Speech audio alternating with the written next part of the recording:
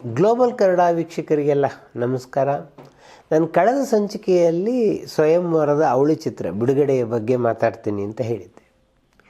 ಬಿಡುಗಡೆ ಹಾಗೆ ನೋಡಿದ್ರೆ ಬಹಳ ಒಂದು ಗಂಭೀರವಾದ ವಿಷಯವನ್ನು ಚರ್ಚೆ ಮಾಡಿದಂಥ ಸಿನಿಮಾ. ಮರಣದಂಡನೆ ಬಗ್ಗೆ ಅನೇಕ ದೇಶಗಳಲ್ಲಿ ಅನೇಕ ಥರದಲ್ಲಿ ಚರ್ಚೆಗಳಾಗಿದೆ. ಕನ್ನಡದಲ್ಲಿ ಕೂಡ ಪರ್ವತವಾಣಿ ಹಗ್ಗದ ಕೊನೆ ಅಂತ ಒಂದು ನಾಟಕವನ್ನು ಬರೆದಿದ್ರು ಆ ಕಾಲದಲ್ಲಿ, 60ರ ದಶಕದಲ್ಲಿ ಭಾಳ ಚರ್ಚೆಗೊಳಗಾದಂಥ ನಾಟಕ. ಅದು ಮುಂದೆ ಸಿನಿಮಾ ಕೂಡ ಆಯಿತು, ಹಗ್ಗದ ಕೊನೆ, ತೀರ ಇತ್ತೀಚೆಗೆ. ಇದು ಬಿಡುಗಡೆ ವಾಟ್ ನೆಕ್ಸ್ಟ್ ಅಂಥೇಳಿ 1926ನೇ ಸರಿಸುಮಾರು 100 ವರ್ಷಗಳ ಹಿಂದೆ ಪ್ರಕಟವಾದ ಒಂದು ಸಣ್ಣ ಕಥೆಯನ್ನು ಆಧರಿಸಿದ್ದು. 2 ಸಿನಿಮಾಗಳಿಗಾಗಲೇ ಇಂಗ್ಲೀಷ್ ಅದರಲ್ಲಿ ಅದರ ಬಗ್ಗೆ ಬಂದುಬಿಟ್ಟಿತ್ತು. ದ ಮ್ಯಾನ್ ಹೂ ಡೇರ್ ಅನ್ನೋದು 1946ರಲ್ಲಿ ಬಂದರೆ, ಬಿಯಾಂಡ್ ದ ರೀಸನಬಲ್ ಡೌಟ್ 1956ಅಲ್ಲಿ ಬಂದಿತ್ತು. ಆದರೆ ವೈ ಆರ್ ಸ್ವಾಮಿ ಅವರಿಗಿದ್ದ ಶಕ್ತಿ ಏನಂದರೆ ಅವ್ರು ಇಂಗ್ಲೀಷ್ ಸಿನಿಮಾಗಳು ತುಂಬ ಚೆನ್ನಾಗಿ ನೋಡಿ ಅದನ್ನು ಹೆಂಗೆ ಭಾರತಕ್ಕೆ ಬೇಕು ಅಂತ ಅಳವಡಿಸ್ಕೊಳ್ಳೋರು.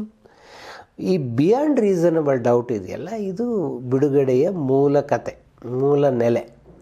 ಆದರೆ ಇದರಲ್ಲಿ ನಿಮಗೆ ಗೊತ್ತಿರಬೇಕು, ಪ್ರೇಕ್ಷಕರೇ ಚಳುವಳಿಯನ್ನು ಹೂಡಿ ಸಿನಿಮಾ ಅಂತ್ಯವನ್ನು ಬದಲಾಯಿಸಿದ ಏಕೈಕ ಸಿನಿಮಾ ಅಂದರೆ ಬಿಡುಗಡೆ.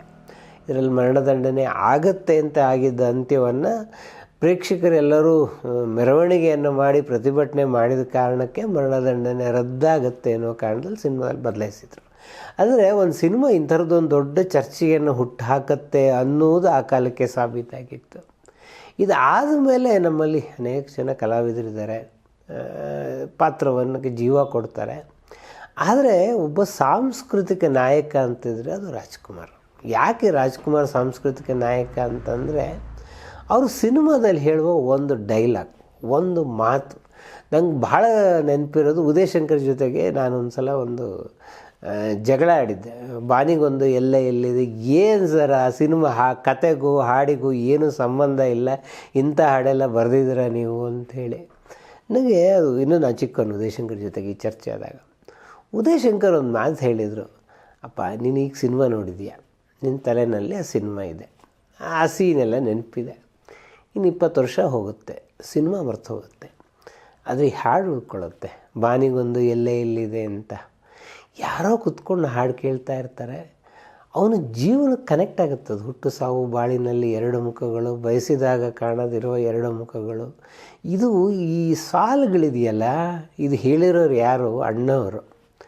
ಬೇರೆ ಯಾರು ಹೇಳಿದ್ರದು ಎಫೆಕ್ಟ್ ಆಗೋಲ್ಲ, ಅಣ್ಣವ್ರು ಹೇಳಿದ್ರೆ ಎಫೆಕ್ಟ್. ಈ ಥರದ್ದು ನಾನು ತುಂಬ ನೋಡಿದ್ದೀನಿ. ಬಿಡುಗಡೆಯ ಸಂಭಾಷಣೆಗಳಿದೆಯಲ್ಲ, ಅದು ಸೊರಟ್ ಅಶ್ವಥ್ ಅವರು ಬರೆದಿರುವ ಸಂಭಾಷಣೆ. ಅದು ಅದ್ಭುತವಾಗಿದೆ. ಆ ಸಿನಿಮಾ ಕೂಡ ಒಂದು ಬಹಳ ಗಂಭೀರವಾದ ಚರ್ಚೆಯನ್ನು ಮಾಡಿದೆ. ಅದು ರಾಜ್ಕುಮಾರ್, ಭಾರತಿ, ರಾಜೇಶ್, ಅಶ್ವಥ್, ಸಂಪತ್ತು, ಬಾಲಕೃಷ್ಣ, ಇದರಲ್ಲಿ ಕಲ್ಪನಾ ಒಂದು ಬಹಳ ವಿಶಿಷ್ಟವಾದ ಪಾತ್ರವನ್ನು ಮಾಡಿದ್ದಾರೆ. ವಿಜಯ ಲಲಿತಾ ಈ ಸಿನಿಮಾದಲ್ಲಿದ್ದಾರೆ. ಅಣ್ಣಯ್ಯ ಮತ್ತು ಮಲ್ಲಿಕ್ ಇಬ್ಬರು ಈ ಸಿನಿಮಾದ ಕ್ಯಾಮ್ರಾಮ್ಯಾನ್ಗಳು. ತೂಗುದೀಪ ಶ್ರೀನಿವಾಸ್, ದಿನೇಶ್ ವಜ್ರಮುನಿ 3 ಜನ ಕೂಡ ತಮ್ಮ ಮಾಮೂಲಿ ಖಳಪಾತ್ರಗಳಲ್ಲದ ವಿಭಿನ್ನವಾದ ಪಾತ್ರಗಳನ್ನು ಮಾಡಿದಂಥ ಸಿನಿಮಾ ಇದು ಅಂತ ಕರಿಬೋದು. ಕನ್ನಡ ಚಿತ್ರರಂಗದಲ್ಲಿ ಡಾರ್ಜಿಲಿಂಗ್ ಮತ್ತು ಕಾಂಚನಗಂಗಾದಲ್ಲಿ ಚಿತ್ರೀಕರಣಗೊಂಡ ಮೊದಲ ಸಿನಿಮಾ ಈ ಬಿಡುಗಡೆ. ಅದು ವೈ ಆರ್ ಸ್ವಾಮಿಯವರ ಬಹಳ ದೊಡ್ಡ ಸಾಹಸ. ಈ ಸಿನಿಮಾನ ಭಾಳ ಸೂಕ್ಷ್ಮವಾಗಿ ಅಬ್ಸರ್ವ್ ಮಾಡಿದರೆ ಇದರಲ್ಲಿ ಕಲ್ಪನಾ ಮತ್ತು ರಾಜ್ಕುಮಾರ್ ಅವರ ಸಂಭಾಷಣೆಯಲ್ಲಿ ಒಂದು ಮಾತು ಬರುತ್ತೆ ನೋಡಿ, ಅದು ಸಿಕ್ಕಿಂ ದೇಶದ ಗಡಿ ಅಂತ ಬರುತ್ತೆ. ಈಗ 2026ರಲ್ಲಿ ಆ ಸಿನಿಮಾ ಕುತ್ಕೊಂಡು ನೋಡಿದ್ರೆ ಸಿಕ್ಕಿಂ ಅಂತ ದೇಶ ಅಪ್ಪ, ಅದು ಭಾರತದೊಂದು ಭಾಗ ಅಲ್ವಾ ಅಂತ ಅನಿಸುತ್ತೆ. ಆದರೆ ಸಿಕ್ಕಿಂ ಭಾರತದ ಭಾಗ ಆಗಿದ್ದು 1975 ಇಸ್ವಿಯಲ್ಲಿ. ಈ ಸಿನಿಮಾ ಬಂದಾಗ ಸಿಕ್ಕಿಂ ಪ್ರತ್ಯೇಕ ದೇಶವಾಗಿ ಉಳ್ಕೊಂಡಿತ್ತು. ಇದು ಒಂದು ಬಹಳ ಇತಿಹಾಸದ ವಿಶಿಷ್ಟವಾದ ಸಂಗತಿ ಇದು. ಇದರಲ್ಲಿ ಬಹಳ ಸೊಗಸಾದ ರಂಗರಾವ್ ಸಂಗೀತ ನಿರ್ದೇಶನ, ಉದಯ್ ಶಂಕರ್ ಬರೆದಿರುವ ಹಾಡುಗಳು ಬಹಳ ಸೊಗಸಾದ ಹಾಡಿದೆ.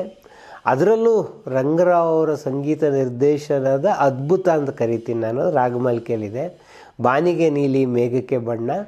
2 ಕಾರಣಕ್ಕೆ. ಒಂದು, ಹಾಡು ಬಹಳ ಅದ್ಭುತವಾಗಿದೆ. 2ನೇದು ರಾಜ್ಕುಮಾರ್ ಸುರಸುಂದರಂಗ. ಅವ್ರು ಯಾವ ಬಟ್ಟೆ ಧರಿಸಿದ್ರೂ ಅದ್ಭುತವಾಗಿ ಸುರಸುಂದರವಾಗಿ ಕಾಣಿಸ್ತಾರೆ. ಆದರೆ ಈ ಹಾಡನ್ನು ಒಂದು ಸಲ ನೋಡಿದ್ರೆ ಅಣ್ಣವರು ನಿಜವಾಗಲೂ ಕಣ್ಮನವನ್ನು ತಣಿಸ್ತಾರೆ.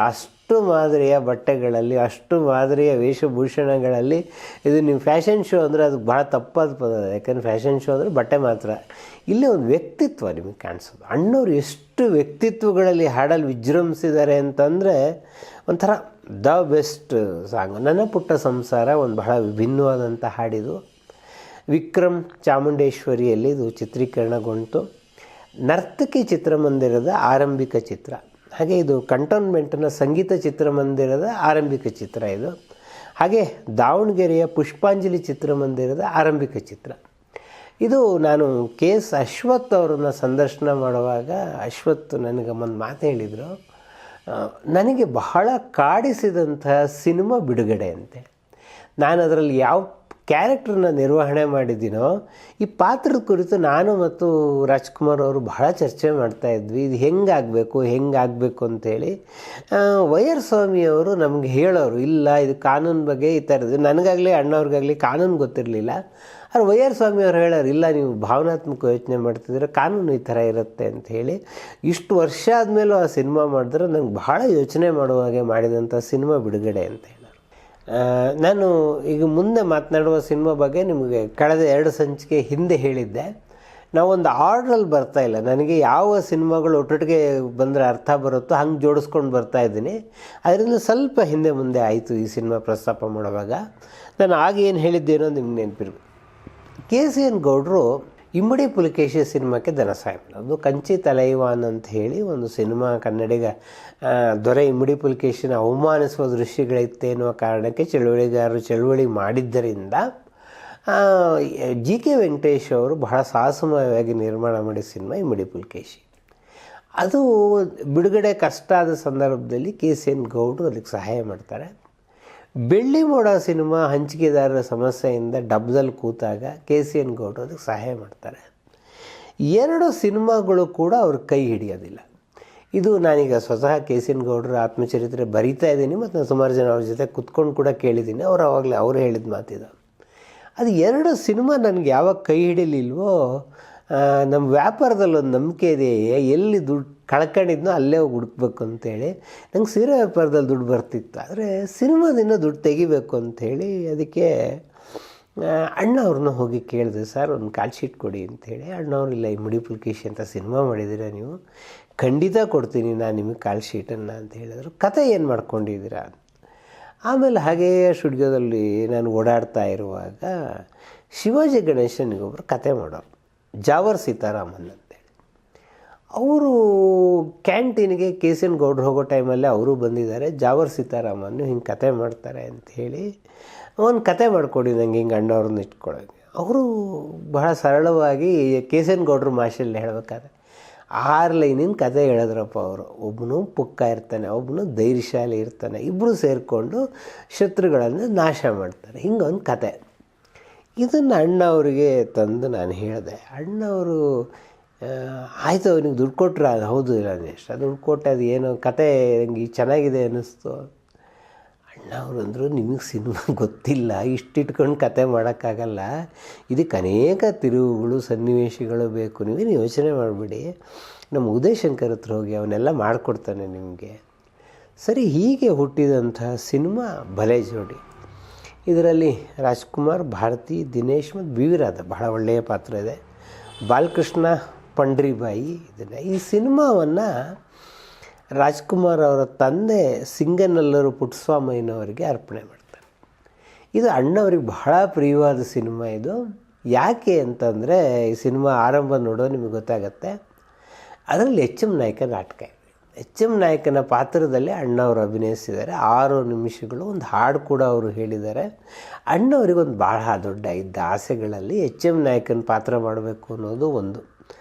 ಅವರು ಹೇಳೋರು, ನನಗೆ ಯಾವಾಗಲಾರು HM ನಾಯಕನ ನೆನಪಾದಾಗಿ ಸಿನಿಮಾ ಹಾಕ್ಕೊಂಡು ನೋಡ್ತೇನೆ. ನಂಗೆ ಅದು ಒಂಥರ ನಾಟಕ ನಾವು ಮಾಡ್ತಾಯಿದ್ದ ಕಾಲದಲ್ಲಿ ಅದು ಬಹಳ ನಮ್ಮನ್ನು ಪ್ರಭಾವ ಬೀರಿದ್ದು ಅಂತ ಹೇಳಿ. ಈ ಸಿನಿಮಾ ಬಗ್ಗೆ ಇನ್ನೊಂದು ವಿಶೇಷ ಸಂಗತಿ ಏನು ಅಂತಂದರೆ, ರಾಜ್ಕುಮಾರ್ ಅವರಿಗೆ ಅನೇಕ ಸಿನಿಮಾಗಳಿಗೆ ಮೇಕಪ್ ಮಾಡ್ಕೊಂಡು ಬಂದ ಮೇಕಪ್ ಸುಬ್ಬಣ್ಣ ಅಥವಾ MS ಸುಬ್ಬಣ್ಣ, MS ರಾಜಶೇಖರ್ ಅವರ ತಂದೆ ನಿರ್ದೇಶಕ. ಅವರು ರಾಜ್ಕುಮಾರ್ ಅವರ ಜೊತೆಗೆ ಕೆಲಸ ಮಾಡಿದ ಕೊನೆಯ ಸಿನಿಮಾ ಇದು. ನಂಗೆ ವೈಯಕ್ತಿಕವಾಗಿ ಸಿನಿಮಾ ಬಗ್ಗೆ ಒಂದು ನೆನಪಿದೆ. R ರತ್ನಂ ಭಾಳ ಜನ ಗೊತ್ತಿರಬೇಕು. ಅವರು ವೆಂಕಟರಾಮಯ್ಯ ಅಂಥೇಳಿ ಅವ್ರ ಮನೆಯಲ್ಲಿದ್ದರು. ಸುಮಾರು ಒಂದು 30 ವರ್ಷದ ಕೆಳಗೆ ಇರಬೇಕು. ಆರ್ ರತ್ನಂ ನಮ್ಮ ಮನೇಲಿದ್ದಾರೆ ಅಂದರೆ ಅವಾಗಿನ್ನೂ ಇಷ್ಟೆಲ್ಲ ಇದಿರಲಿಲ್ಲ. ಆಮೇಲೆ ವೆಂಕಟರಾಮಯ್ಯನವರೇ ಕರ್ಕೊಂಡೋರು, ಆರ್ ರತ್ನಮ್ಮನ ಪರಿಚಯ ಮಾಡಿಸ್ತೀನಿ ನಿಮಗೆ ಅಂತೇಳಿ. ಆರ್ ರತ್ನಮ್ಮು ಮಾಡಿ ಮೇಲೆ ವಾಕಿಂಗನ್ನು ಮಾಡ್ತಾಯಿದ್ರು. ಮಾಡಿದ್ಮೇಲೆ ಅದು ಬಹಳ ಮಾತುಗಾರರಲ್ಲ ಆರ್ ರತ್ನಂ. ನಾವೇನೇನೋ ಸಿನಿಮಾಗಳನ್ನೆಲ್ಲ ಮಾಡಿದ್ವಿ. ಕೊನೆಗೆ ಭಲೆ ಜೋಡಿಗೆ ಆರ್ ರತ್ನಂ ಅವರು ಸಂಗೀತ ನಿರ್ದೇಶನ. ನಾನು ಸರ್ ಭಲೆ ಜೋಡಿ ಹಾಡುಗಳು ಬಗ್ಗೆ ಏನಾದರೂ ನೆನಪಿದ್ರೆ ಹೇಳಿ ಅಂದರೆ ಆರ್ ರತ್ನಮ್ಮು ಒಂದು ಹಾರ್ಮೋನಿಯಂ ಎಳ್ಕೊಂಡು ಈ ಸಿನಿಮಾದಲ್ಲಿ ಒಂದು ಬಹಳ ಅದ್ಭುತವಾದ ಹಾಡಿದೆ, ಆರ್ ಎನ್ ಜಿ ಗೋಪಾಲ್ ಬರೆದಿರೋದು, ಆಲಿಸು ಹೋಗಿನೀಯ. ಅದನ್ನು ಹಾರ್ಮೋನಿಯಮಲ್ಲಿ ನುಡಿಸಿದ್ರು. ಅದು ಇದರ ಲ್ಯಾಂಡಿಂಗ್ ಇದೆ, ಕಂಬನಿ ದಾರ ಸುರಿಸುವ ಬಾರ ಓ ರಾಜ ರಾಜ ರಾಜ ಅಂತ ಎಂಡಾಗತ್ತೆ. ಅದನ್ನು ಹಾರ್ಮೋನಿಯಮಲ್ಲಿ ಅವ್ರು ನುಡಿಸಿದ್ರು. ನಾನು ಇವತ್ತಿಗೂ ಇಷ್ಟು ವರ್ಷ ಆದಮೇಲೂ ಕೂಡ ನನಗೆ ಆ ಹಾಡು ಕೇಳಿದ್ರೆ ಆರ್ ರತ್ನಂ ಅವರ ಹಾರ್ಮೋನಿಯಮ್ಮೇ ನಂಗೆ ನೆನಪಾಗೋದು, ಆ ಹಾಡಲ್ಲ. ಅಷ್ಟು ಅದ್ಭುತವಾದ, ಬಹುಶಃ ನನಗೆ ರತ್ನಮ್ಮನ್ನು ಕನ್ನಡ ಚಿತ್ರರಂಗ ಸರಿಯಾಗಿ ಬಳಸ್ಕೊಳ್ಳಿಲ್ವ ಏನೋ ಅಂತ ಬಹಳ ಸಲ ಅನಿಸುತ್ತೆ ಈ ಹಾಡು ಕೇಳಿದಾಗ. ಇದರಲ್ಲಿ ಎಲ್ಲರೇಶ್ವರಿ ಒಂದು ಬಹಳ, ಎಲ್ಲರೇಶ್ವರಿ ನಾವು ಕ್ಯಾಬ್ರೆ ಹಾಡುಗಳನ್ನೆಲ್ಲ ಕೇಳಿದ್ವಿ ಬಹಳ.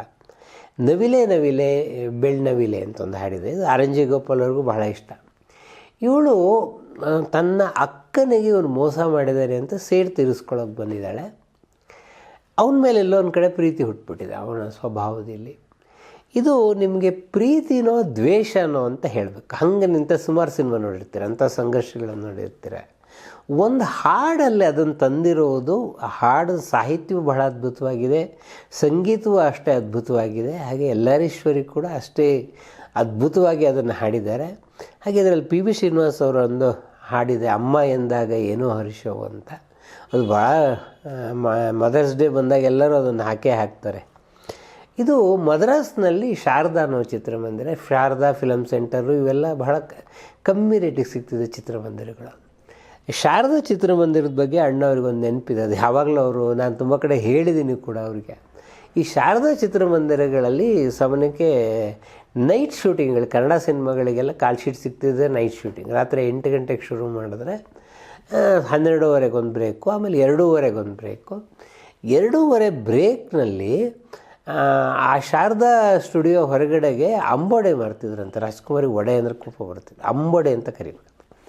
ಅಂಬೊಡೆಯನ್ನು ಬಹಳ ಇಷ್ಟಪಟ್ಟು ತಿಂತಾಯಿದ್ರು. ನಾನು ಎಷ್ಟೋ ವರ್ಷದ ಕೆಳಗೆ ಸ್ಟುಡಿಯೋಗಳ ಬಗ್ಗೆ ಅವ್ರಿಗೆ, ನನಗೆ ರಾಜ್ಕುಮಾರ್ ಬಹಳ ಇಂಪಾರ್ಟೆಂಟ್ ಪರ್ಸ್ನಾಲಿಟಿ ಆಗಿದ್ದು ಅನಿಸಿದ್ದು ಅವಾಗ. ನಾನು ಬೇರೆಯವ್ರ ಬಗ್ಗೆ, ನನಗೆ ವಿಜಯ ಸ್ಟುಡಿಯೋ ಯಾವುದು, ವಾಹಿನಿ ಸ್ಟುಡಿಯೋ ಯಾವುದು ಅಂದರೆ ಕೆ ಎಸ್ ಎಲ್ ಸ್ವಾಮಿನೂ ಕತೆ ಹೇಳೋರು ಅಥವಾ ಭಗವಾನು ಕತೆ ಹೇಳಿದ್ದು ನಾನು ಕೇಳಿದ್ದೀನಿ. ಆ ಕಾಲದ ಹಿಂದಿನವರು ಅನೇಕರು ಕತೆಗಳು ಹೇಳಿದ್ದಾರೆ, ಜಯಗೋಪಾಲು ಕತೆಗಳನ್ನ ಹೇಳೋರು. ಆದರೆ ರಾಜ್ಕುಮಾರು ಬರೀ ಸ್ಟುಡಿಯೋ ಹೆಂಗಿತ್ತು ಅಂತ ಹೇಳ್ತಿರ್ಲಿಲ್ಲ, ಆ ಸ್ಟುಡಿಯೋದ ಬಾಗಿಲು ಹೆಂಗಿತ್ತಪ್ಪ, ಅಲ್ಲಿ ಮೊದಲನೇ ಕೋಣೆ ಹೆಂಗಿರ್ತಿತ್ತು, ನಮ್ಮ ಆ್ಯಕ್ಟಿಂಗ್ ಹೆಂಗಿರ್ತಿತ್ತು, ರೆಕಾರ್ಡಿಂಗ್ ಹೆಂಗಿರ್ತಿತ್ತು, ಇಷ್ಟನ್ನೆಲ್ಲರೂ ಹೇಳ್ತಾರೆ ತಾಂತ್ರಿಕವಾಗಿ. ಜಯಗೋಪಾಲ್ ಮಾತನಾಡುವಾಗ ಯಾವುದೋ ಒಂದು ಸಾಂಗ್ ರೆಕಾರ್ಡಿಂಗ್ ಆದರೆ ನೋಡಿ ಇಂಥವೇ ತಬಲಾ ಬಾರಿಸಿದ, ತಬಲಕ್ಕೆ ಇಷ್ಟು ಇಂಚು ದೂರದಲ್ಲೇ ಬೈಕಿತ್ತು ಅಂತಲೂ ನೆನಪು ಮಾಡ್ಕೊಂಡು ಹೇಳೋರು.